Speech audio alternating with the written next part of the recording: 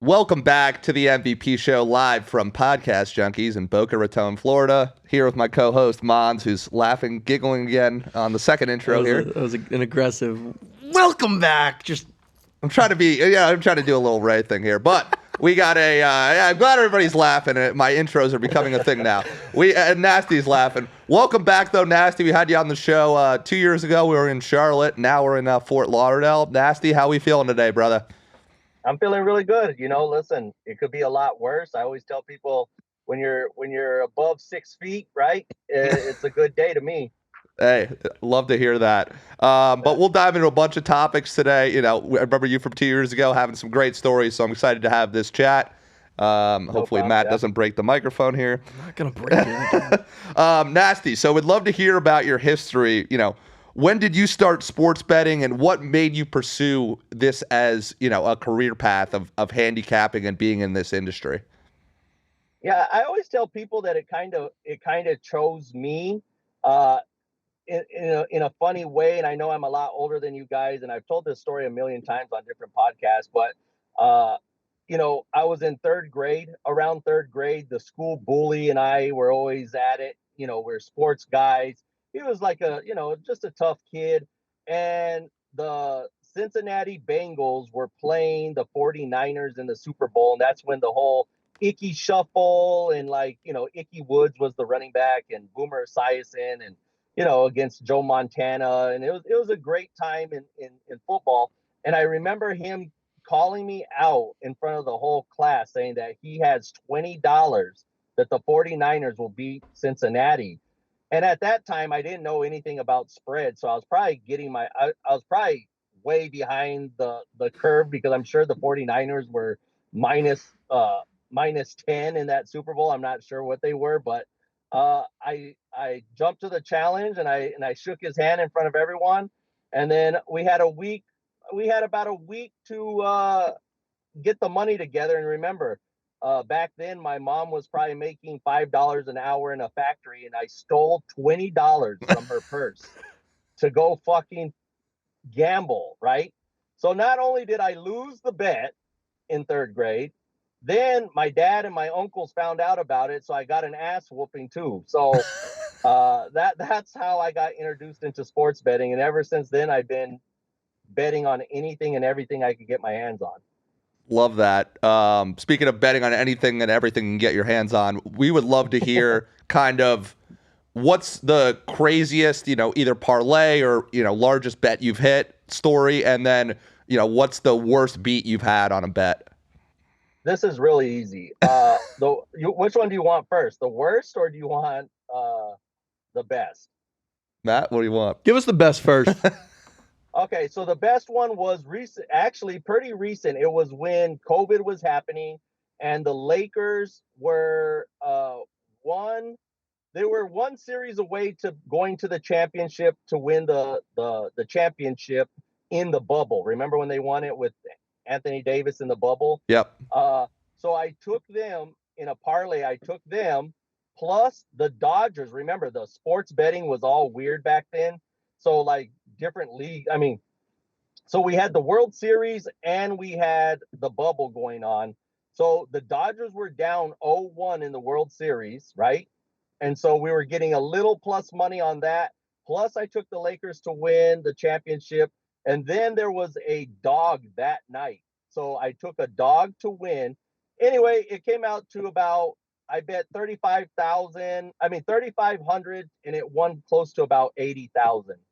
And all that hit, and it was a nice little it all hit within about 2 weeks, so it was a nice little payday. There we go. Was that on where'd you bet that on? Was that on Hard Rock or FanDuel, one of those? Yep, it was on it was either FanDuel or MGM, because that's all I used when I was in Detroit. Gotcha. Hopefully you didn't get taxed too hard on that. No, what's crazy about Michigan is they don't tax on sports betting yet. Oh, that's wow. Beautiful. Yeah, even better. We have it down here in Florida with the taxes, but we only have Hard Rock, so we have a lot of other options. We'll dive into that a little bit. What about your worst? All right, the worst still haunts me to this day every time I see his fucking face. And I'm sorry if I can't cuss on this podcast. No, you're good. Feel free. Yeah, okay. Yeah, that motherfucking Tom Brady. I cannot. And listen, I could never really stand him anyway. But the motherfucker in the Super Bowl, when I took $50,000 and put it on Atlanta to win the Super Bowl, and when they were up 28-3, listen to this, up 28-3 at halftime or whatever it was, I took $100,000 to Vegas with me, and they only gave me $50,000 action. Um, well, kind of thank God now, right? But at halftime, I was running to about 3 different casinos. That's all I had. And I was trying to hedge my bet and they wouldn't take my action. So I had to sit there in Vegas and fucking watch Tom Brady come back against Matt Ryan and them and just watch my money burn. And I couldn't do it. I couldn't hedge. I couldn't middle. I couldn't do anything. What was the reasoning for not letting you hedge? They just, I mean, listen, I lived in Vegas for 7 years, so a lot of people know who I am. They know, a lot of the sports, we call them land sharks. You've heard of pit bosses for like the cars, but land sharks are the guys that run the back end of like, the sports books and shit. I kind of have a name down there, and they obviously knew when you start putting big money, and I'm not even talking 50,000, I'm talking 20 grand or more on something. They all know who you are. They all know that you're trying to hedge, or so these sports books, believe it or not, talk to each other. And so they knew I was trying to hedge, and they look out for each other. They wouldn't give me no action. So I had to eat that one, and it still pisses me off to the day. Yeah. What about Nasty the like offshores that are online? Did you try hedging on one of those? No, I didn't have no money. I wasn't prepared. I thought I was really going to be okay, like in Vegas, but I really didn't think, listen, the hedging and me trying to fucking find a way to win money, I really thought this was going to be like a barn burner, right? That I was still going to be okay. And like, I was willing to take the risk that this was going to be a good game. But then when I just saw it unfolding in the second half, I just knew like, this is going to be one of those moments for Tom Brady where he solidifies himself as the GOAT. And it sure was. And I had to eat it, Matt's a Pats fan. I'm a huge Pats fan. So, I mean, I have great memories of that game. But if I was a sports bettor in your shoes, I would agree. Any thought as to why you wouldn't just try and put a runner, give the cash to a runner, give him a little percent? Yeah, you know what? I'm like I told you guys, it was happening so fast. Yeah. I didn't really have like some of the guys that I'm with, everyone's drinking.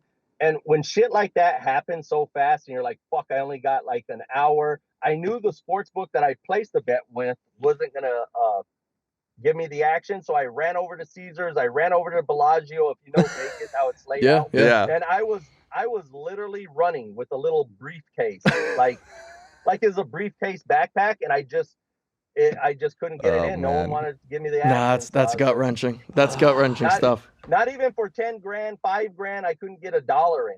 Wow. Do you remember what odds they were giving the Pats at the time? Oh, it was something nice. I think they were giving the Pats like plus 350 or something, It was something nice. Damn, that's gut wrenching. Maybe even more. I feel like it'd be more when they were down 28-3. I'm surprised. I feel like they wouldn't even offer the halftime Falcons. score. The halftime score wasn't 28. It was 28-3 at the end of the third. Exactly. Yeah. I feel like we had another. What was it at halftime? I don't know, but I feel like we had another capper who had a horror story from this same. Maybe it was Gina. I don't even know. Somebody did. Nasty. Speaking of Vegas, Matt and I love Vegas. We've been out there a bunch. Would love to hear from you. What are your favorite sports books to go to while you're, you said you were out there for a number of years. What are your favorite sports books? And who takes care of you kind of the best out there? My favorite sports book is MGM still to this day. And that's just because they take care of me so good. If I want hotel rooms, they give it to me. If I want to go to a steakhouse, anything, shows, they have some of the best shows. So MGM takes care of me the best, but the best place to have fun is obviously Circa right now. So yeah. I mean, yeah, those are the two that I really like. And if I really want to just get away, I'll go down to Fremont Street and I'll go to Golden Nugget. I like sometimes sitting in real small little sports books where no one's gonna bother you. No one's, you could get fast drinks, so I mean, I like doing that too. How often are you in Vegas? I go about 3-4 times a year. Nice. Have you ever been for one of my wants is I want to go for the opening round of March Madness. Have you been? Oh, dude, I haven't missed a round one March Madness in about 20 years. I Is that wanna the go best? Is that the best weekend there of the year? That beats any time that you could go. I don't care. Super Bowl, New Year's, whatever. Go to a game, UFC, whatever. March Madness, the first week of March Madness is the number one time to go to Vegas. Wow. For sure. You ever been? Here's another question. You ever been for the Derby, Kentucky Derby? I feel like that has to be electric. I haven't been for the Derby. And here's the thing about the Derby is that the young generation's barely getting into the ponies. And so it's a lot of This guy's addicted now, right now. Yeah, ponies. no, that's what I'm saying. He is addicted to the horse betting. Speaking of horse betting, Nasty, like what's the most obscure sporting event, Japanese women's whatever, cricket, like what's the craziest thing that you personally bet on?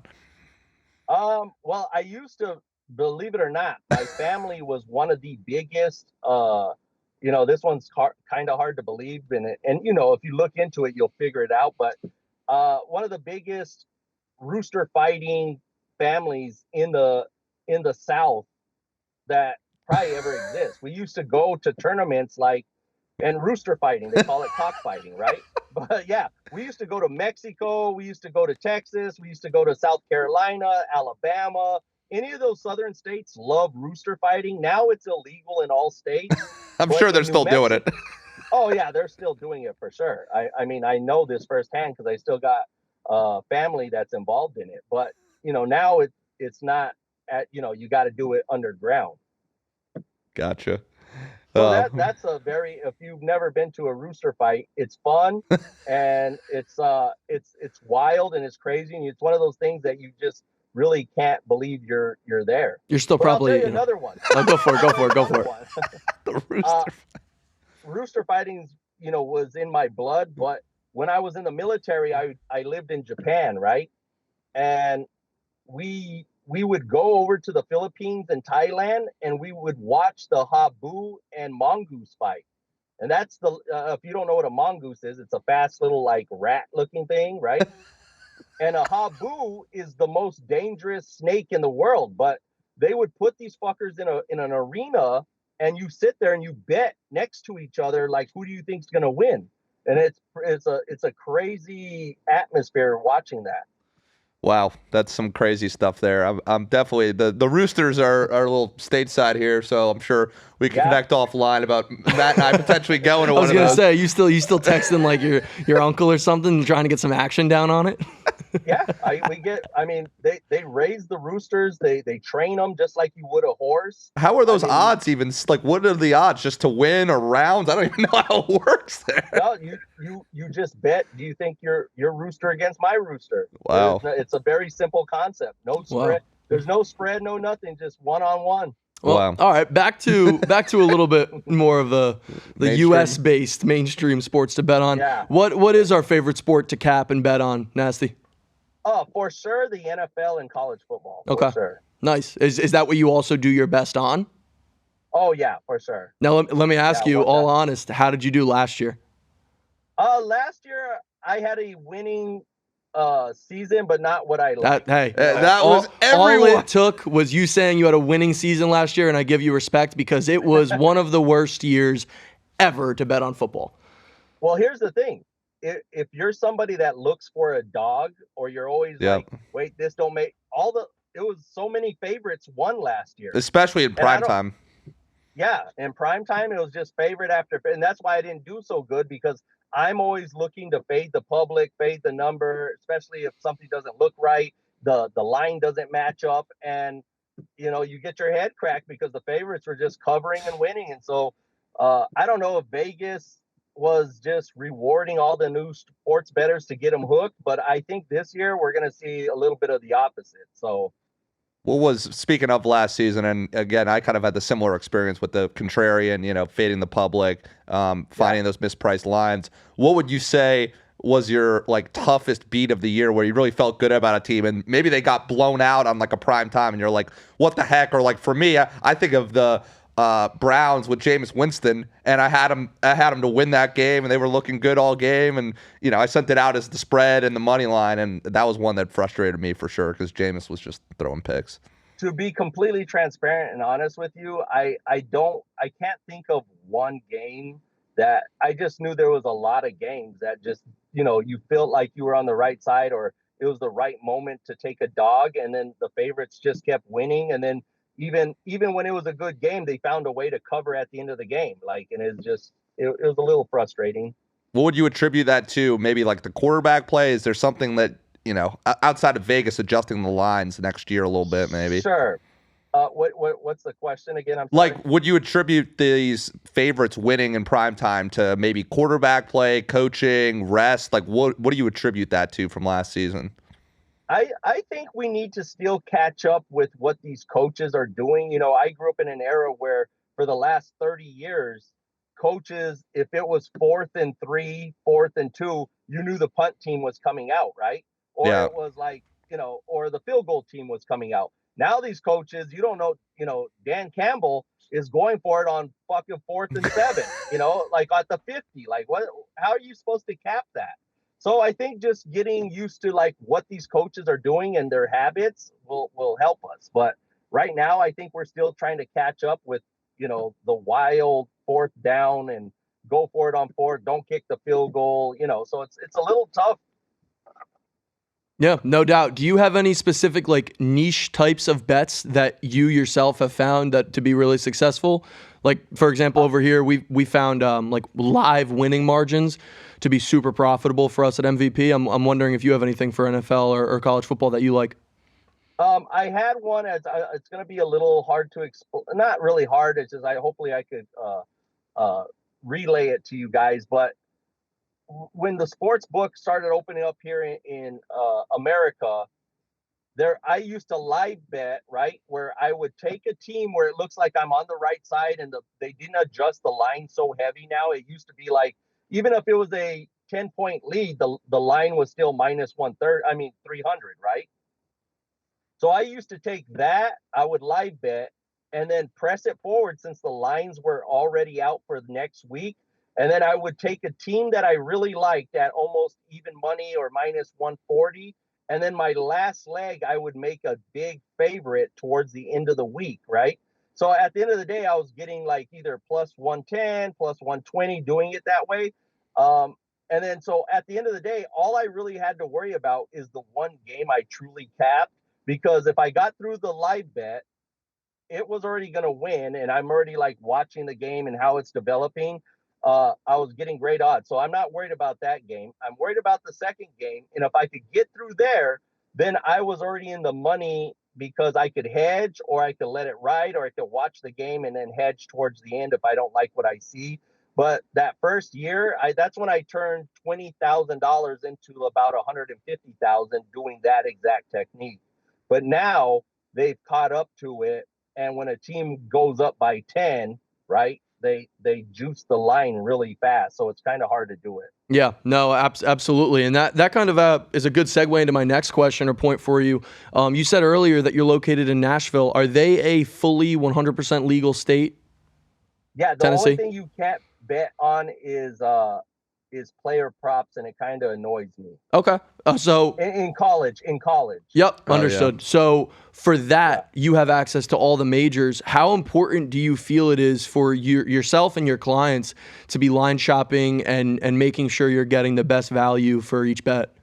Oh, 1,000%. I'm constantly showing guys like, listen, I'm going to give you the play. I'm going to tell you where I got it, and I'm going to get the information out to you as fast as possible. But it's up to you. And I stress this. It's up to you to do with what you want to do with your money, because you got a line shop. You can't just have money in one sports book. Here's the thing. I try to teach these guys everything I can about winning and being disciplined and money management and, unit size and stuff. And every fucking day during the NFL, any day, yesterday, I get a text where someone says, Nasty, you won. I didn't follow. I did my own thing, or I faded, and I try to tell these guys, listen, I'm not God's gift to this, right? I think I'm pretty good at it, but if you're gonna, it drives me crazy when these guys don't listen to me. And I'm like, listen, at the end of the day, it's a long-term game, right? This is not get rich overnight. And as soon as you learn that, the faster you'll start to make money. And I would say 90% of guys who are even on my team don't don't practice bankroll management, and they just do whatever they want. We'll It's wild. we'll send out Nasty. I mean, Matt knows this. We'll send out 4 plays. I'll go 3-1, and they're like, "Oh, you suck." I'm like, "I went 3-1." They're like, "Oh, I parlayed them all," or they won't get the same odds, or they're like, "So, we had UFC college basketball down here. We have Hard Rock. So either you're using Hard Rock, and like me, you're on like 10 different offshore books, right? And we have people that will just be like, oh, the line is not available on Hard Rock. It's plus 280 for this dog on this sprinkle, and on the offshores it's plus 320. So I always recommend that for my client. We're definitely in the same boat there. It gets frustrating on that front. Oh, super frustrating, and it just we're in a very like guys like ourselves or like whatever you guys are doing. It's very frustrating when you're trying to teach somebody, and it's just like you know the recipe, and I think I do, even to minimize our losses, right? Like, guys, we're gonna have losing days, but if we use bankroll management, and I can almost feel I'm so old at doing this, I can feel when I'm gonna have a bad day, and I know I need to lower my unit size, like I do. And people get mad at me that for that too. They're like, Nasty, why are you only firing a quarter unit or a half unit? Because I'm like, guys, the lines are I don't see a huge advantage, and I just feel it today. Like, I'm either wrong and we're gonna have a small profit day, or I'm right and it is gonna be a bad day, and we're gonna take a minimal loss here today, and it's fine, you know. Yeah, I think a lot of people don't understand the value of just playing the next hand, like surviving to the next hand. You're already playing at a disadvantage. The house already has the advantage on you. Yeah. I just attribute it kind of very similar to like, poker chips. And you don't want to go all in. Your goal is to stay alive as long as you can and see as many hands as possible. And I don't think many people see the value in it because they just want like a quick buck. They're going to pay for your service and think that you're some mastermind and know the future. And they get frustrated with you when either they don't listen to you, which is their own wrongdoing, or because the slate isn't a very profitable slate for you that day. Right. It's I try to correlate it with like a prize boxer, right? Like you don't see Floyd Mayweather come out and just throwing haymakers, right? You gotta jab, and then when you find your spot, because during the season you always find those sweet spots where you're like, this is the spot. This is where everything makes sense. The line makes sense. The motivational aspect makes sense. And that's where you take your bigger shots. But you can't just sit there fucking throwing haymakers, or you're just going to get your head smashed, you know? Yeah, or like throwing the ball downfield in football every play. Nasty was gonna ask. I know you're on So Bet. Love your posts with that. Do a lot of free plays and stuff. Do you have a Discord or Telegram community? Like, how does it work with your clients? Are you one-to-one, or do you just do like a lot of social media postings?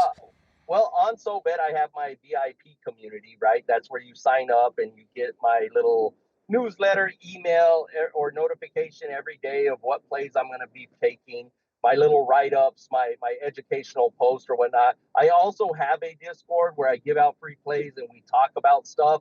I used to have a Discord that had over 10,000 members in it, and I let some fucking kid go in. Listen, I know that's my fault. I let some kid go in there, and he said he was going to make it look real nice, blah, blah, blah. He was part of my team for a couple of years. Really nice kid. And then I gave him access, and then he just turned it off and disappeared.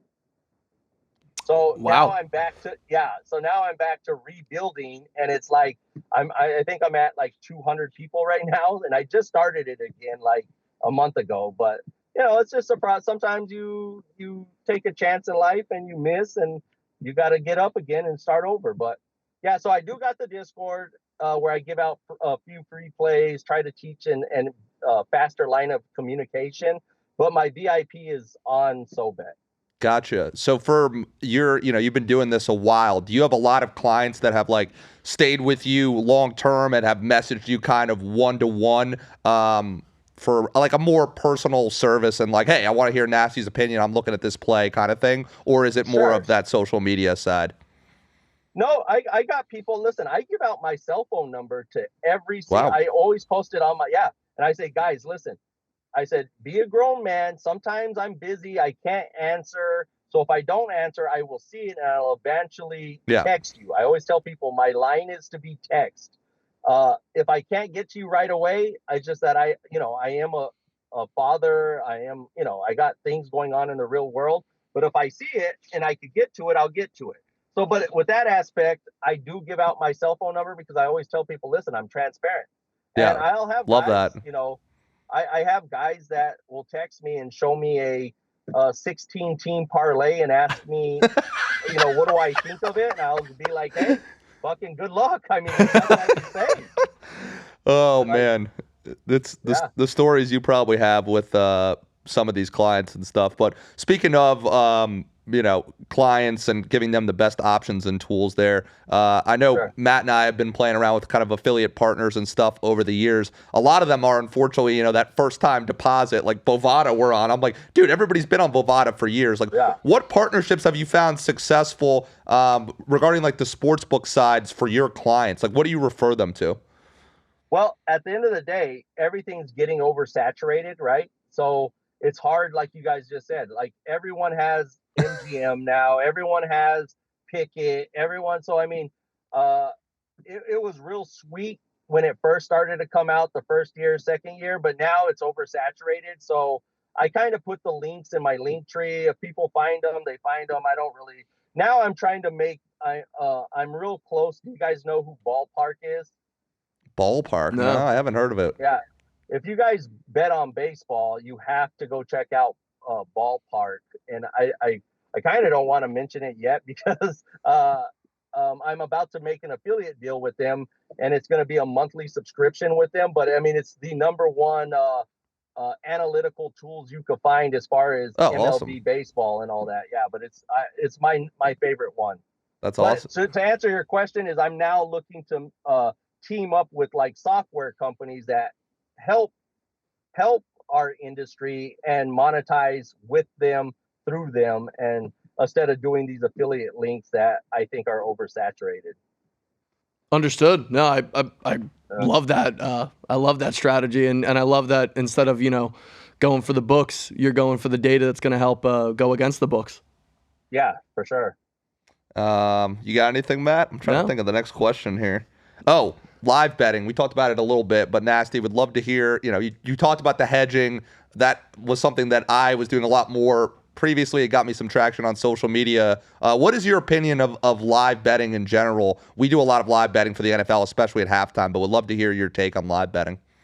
Sure. Live betting, I think, is if you know what you're doing and you know how to read lines and you know how to put yourself in a better position than you were before the game, I think live betting is very dangerous, especially for someone like me. The problem is by the time I find the angle and I try to get it out to my guys, I always tell people when I shoot out a live bet, if you can't get it at what I got it at or better, right? Because there's been times, let me just give you an example, in the NFL where I like the spot and I like, okay, this is the spot. I'm getting a better line than I was before the game started. And right when I send it out, someone throws a pick six, right? So now, like, I just fucking could have got more points, but now my VIP is going to get more points. So that's what I mean. If you can't get what I just sent to you at that number or better, then don't play it, right? And but I think live betting is great if you know what you're doing with it. Yeah, we've worked with an AI company, but honestly, Matt tells me my head is more profitable. No, I like the old school way of live betting, just with your head. I mean, for about 2 years, we were working with an AI company and data and live analytics for this and that, and the what was the main point that they used? Oh, momentum, and they had like momentum statistics and all that. I feel like it was too much during like people. We found out our clients really only wanted like the halftime bets. Yeah. As you said, Nasty, like getting it at different odds and all that can be tough there. But No, now, I listen. I think that I can go up against any AI because of wow. the human aspect. No, really, and I'm not just saying that. I think that the thing that AI, uh, they might beat me at understanding data, but they're not going to beat me at the feel of the game. They never played the game. They don't know. They don't really understand the rule or what momentum looks like, right? AI doesn't understand what momentum looks like, or they don't understand that a team, unless somehow the analytical engineers add that in as like this team is playing a rival team and they have lost 3 games. So add in, 3 points. No analytical teams adding in motivation or like spots like that yet. Yeah. So as far as the human eye on something, I think I could beat the AI as it stands right now. But in the future, who knows? But the number one, let me give you a tip. So anyone that ever sees this podcast, and maybe we save one guy's ass, is never ever take a live bet that you're getting worse odds before the game started. And what I mean by that is if you were going to take a favorite and the line was minus, let's just say 3, right? I'm going to make it easy. Let's say the Buffalo Bills were -3 against the Falcons, and the Bills score right away, and now the line's -6.5, and you're sitting there going, "Fuck! I knew I should have took the Bills." And you're like, "I'm gonna jump on it now." It's too late. You done fucked yourself. You need to either get a you either need to get a better line, or you need to like walk away from the play. Yeah. That's it. That's the number one thing. I like I that. love that. I think my big rule for live betting is, especially for halftime now, if a team doesn't have any points or if they only have a field goal, I don't care how good they are. They clearly have no momentum. And I won't bet them until they actually, most of the time, score a touchdown. So, in a similar light there. Nasty, to wrap up, though, last question for you. What would be your top betting advice for, I know it's a couple months away, but the schedule's out for football season? Like, what's your top 3 pieces of quick hitting betting advice outside of bankroll management, maybe, that you advise for people who are betting on the NFL and college? I'm gonna say do your homework, right? Do your homework on the teams, understand coaching schemes, understand what kind of offense a team is running compared to the defense that they have on the other side of the team. Knowing the teams are very important, right? Because Vegas, I think sometimes fuck it up because they don't understand if a team is a fast-paced team or a slow-paced team at the beginning, right? The second thing is before you start firing hard, start understanding what these teams are about. Sometimes you might think this team is the same team as last year, right? But they change an offensive coordinator, a head coach, or whatnot, and they have a complete different scheme in mind, right? So they're trying to transition to something else. So before you start going in really hard, be patient. And I guess the third one, and I know you already said besides bankroll management, I think it is very important that I say it again and I say it to everyone. Make sure you use bankroll management and a unit system, because if not, you're going to because if you get behind early, it's very hard to catch back up to even. And then it's exhausting too, because if you go down early fast, then it's no fun because you're like, fuck, now you're just trying to chase your money to get back to even. And then from there, then you're going to have to be profitable again. It's very hard. So just be patient, go in easy, have fun, and don't take it too serious. No one I know in 30 years of me doing this or being around it has ever been rich off of it. So just remember that. Like, I've known guys to make a lot of money, but no one's ever became rich where I'm like, holy fuck, this guy used to make $20,000 a month and now he's worth 10 million. I don't know nobody in 30 years. Nobody. That's good to hear. Yeah. Yeah, one thing I was going to say with that before we wrap up is actually I had our intern team last year look into offensive and defensive line rankings, and there was a lot of correlation there. So we're looking more into that this offseason.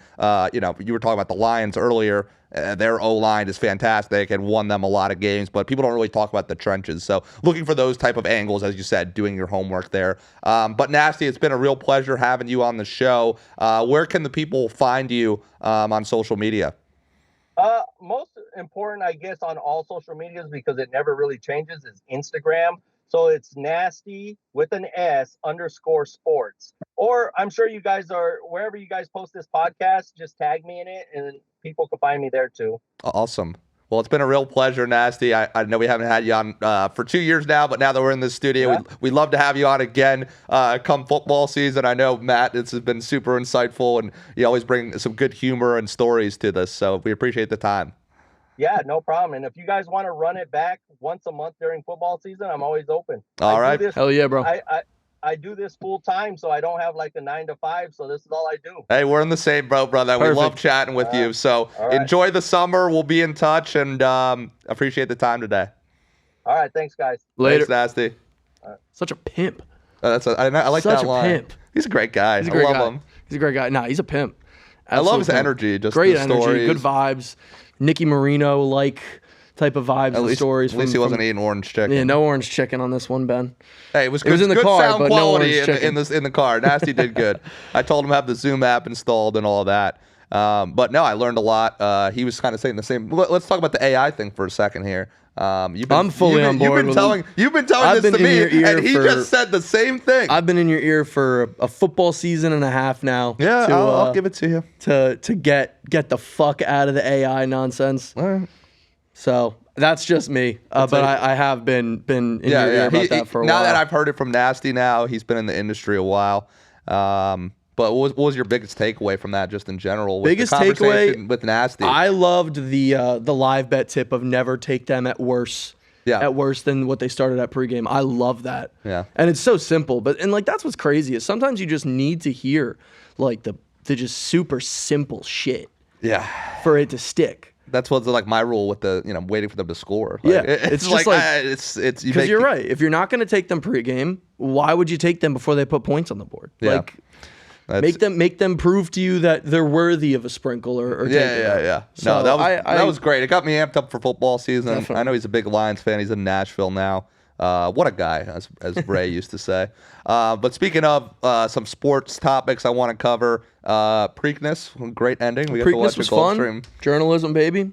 Why do you think people are so into the ponies? I mean, you're really into it. Quick hitting gambling fix. It is the most fun 50 to 90 seconds you will see, and unless you experience it, there is nothing, and I mean nothing, like watching your pony round the bend and hawk someone down up front. So Kentucky, if you had to rank like your top 3 bucket list events, would Kentucky Derby be on it?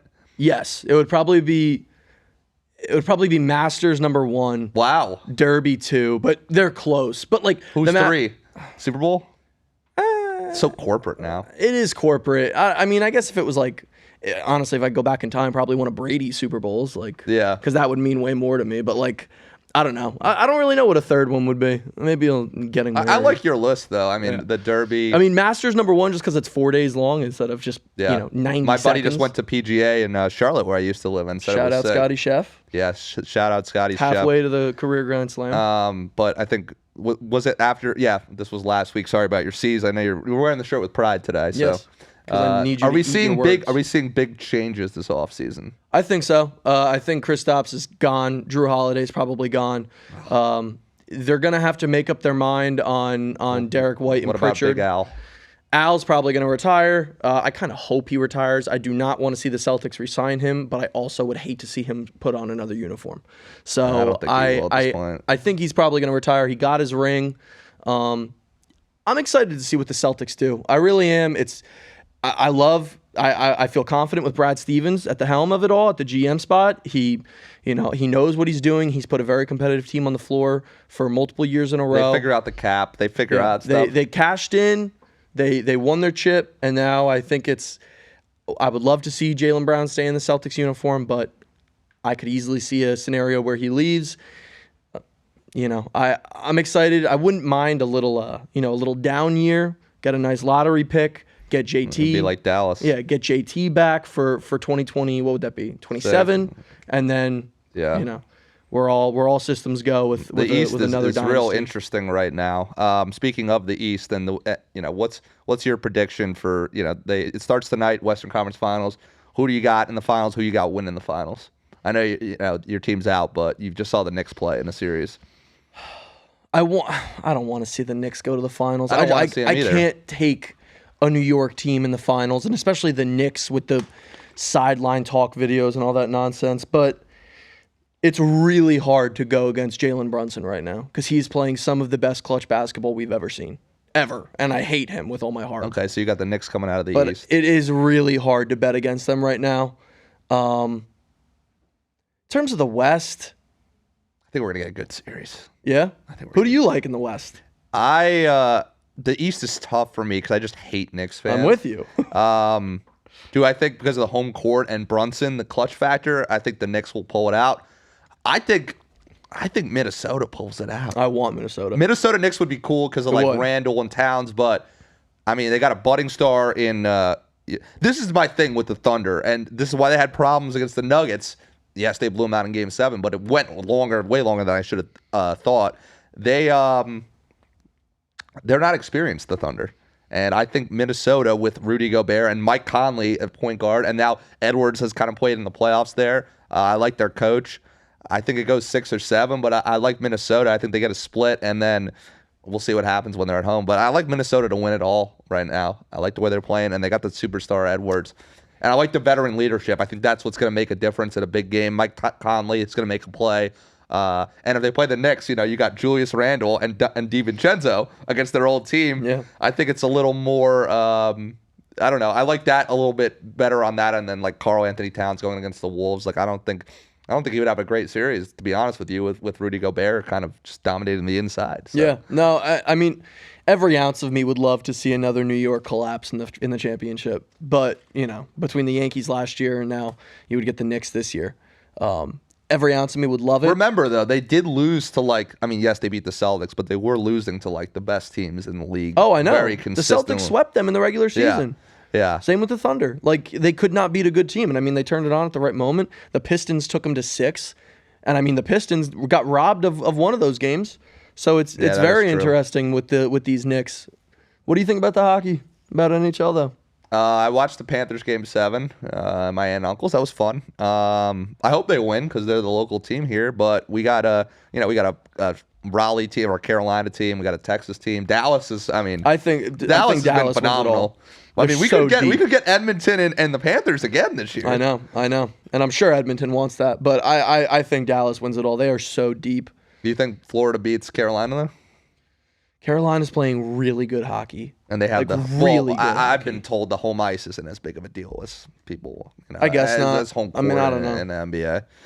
We'll that'll be exciting there. And then we have this FIFA World Cup soccer thing. Can't even give you anything on that. So it's gonna be kind of slow there. But speaking of baseball, your go-to here. I was reading something about this rivalry weekend or whatever they did really well. Yeah, I like the idea. It was dope. They're putting in some good concepts and ideas to get people to watch. They are. It's absolutely, as much as I like to give Manfred hate and backlash and this or that. I mean, they've definitely done a good job. It's been working.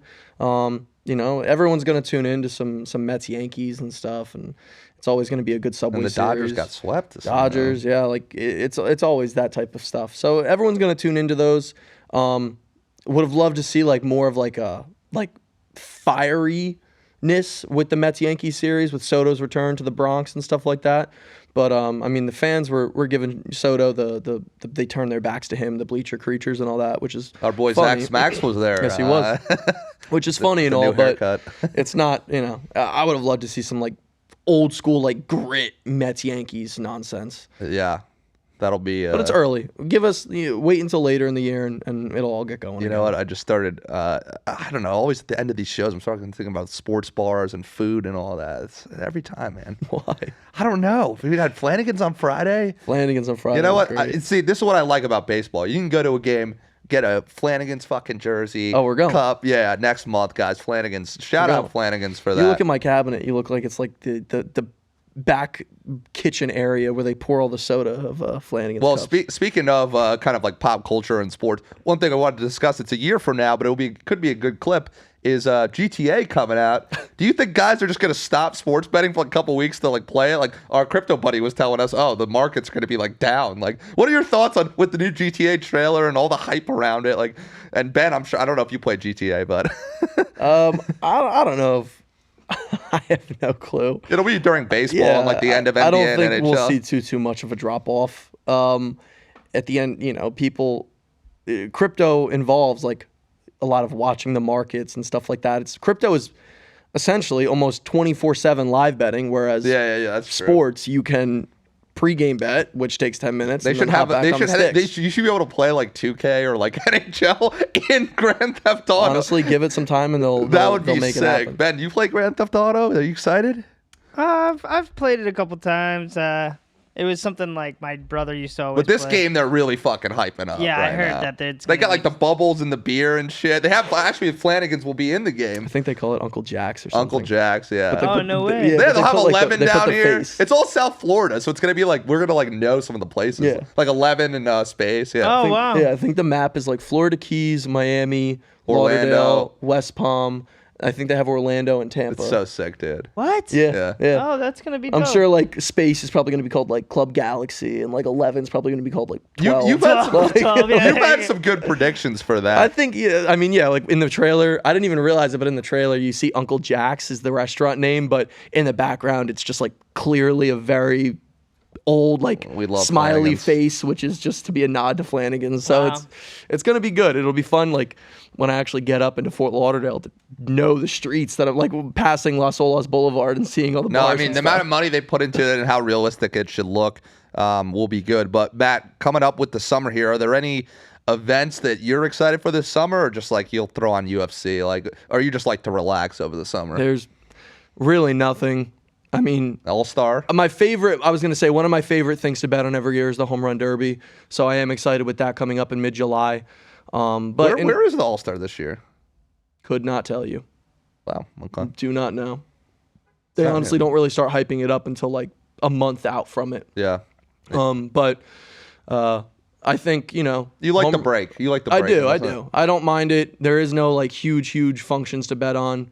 So Home Run Derby will probably be my next like big thing that I'm gonna. Well, next summer we have the World Cup, so Yeah, that'll be fun. and it'll be in the States. Yeah, So we can it go will. to some games there. But yeah, I mean, we got NBA and NHL wrapping up. Then we have that little break there. July 4th, there's always good MLB games on. So that's about it for today, guys. Unless you have anything else, Mons. Nope. Nothing to share with the people. No. Wow, that's so sad. But Blind shop. all right, well, we'll end a few minutes early today. It's been a great show with Nasty. That I'm excited to have him on again. Thank you, Podcast Junkies and Ben, for another great episode, and my co-host Mons here. Enjoy the NBA and NHL, and we look forward to having you on a future show.